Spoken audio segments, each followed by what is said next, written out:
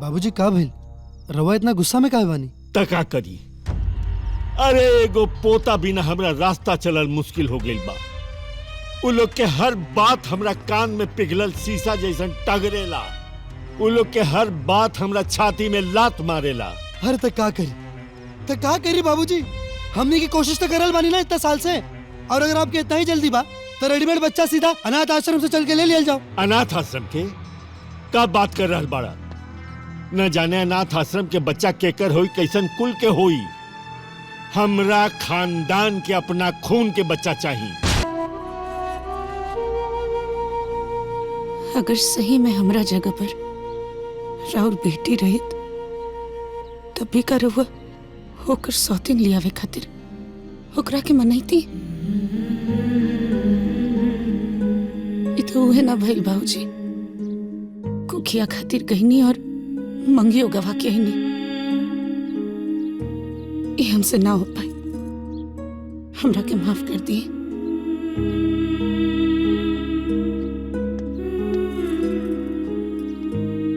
के बोले बा तोरा? आपके रिश्तेदारों ने तो बताया आपके घर में बच्चा हुआ है। चला तन। इस घर में कोई बच्चा ना भइल बा और यही हाल रही तो इस घर में दिया बत्ती जलावे वाला क्यों न रही। जा यहाँ से।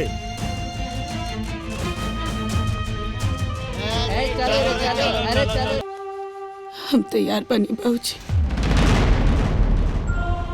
ये खानदान के वारिस देवे खातिर हम अपना दिल पे पत्थर रख के अपना प्यार के अपना सुहाग के बाटे खातिर तैयार बनी। दुनिया के तो ऐसा पहला औरत बाड़ू जो अपन पति के दोसर बियाह करवा के अपन सौतन लावे के जिद कर रहल बाड़ू। सुहानी, कथनी और करनी में अंतर होला। तू कुछ समझत नहीं खू। तोहार दिमाग खराब हो गल बा, तोहार बुद्धि काम नहीं के करत। अरे दुनिया की नजर में खुद के साबित करे खातिर हम अपना प्यार में दरार पैदा ना करब। और हाँ, हमसे ही मुद्दा पर दोबारा केहू बात ना करी। रवा करब शादी, बोली ना रवा करब।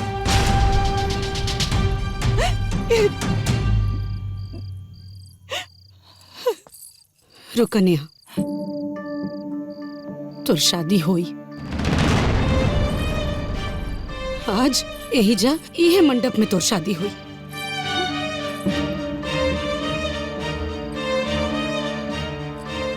तोर माथा पर लगल अभागिन के दाग हम मिटाइब।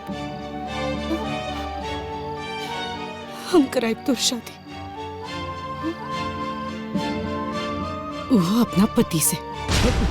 ऑर्डर तो हम दे दिले बानी, बाकी के हम आके बताओ तनी का करे के बा। और अभी जाके खाना। हाँ, बस 10 मिनट में पहुंच रहल बानी। आके तोरा के बताओ तनी। एक मिनट। हाँ, चल रखा तनी।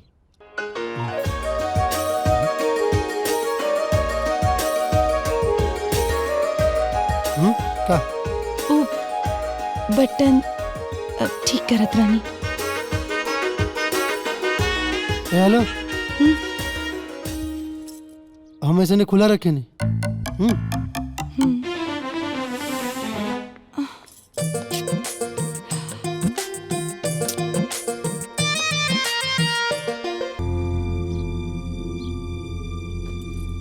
अच्छा, बढ़िया वाला तो तू पहन ले लू।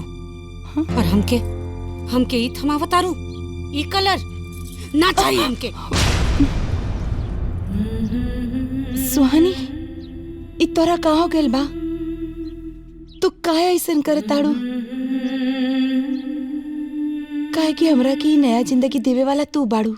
हमरा के हर खुशी देवे वाली हमार सबसे अच्छी सहेली तू बाड़ू। सहेली रहनी, बाकी अब सौतन है।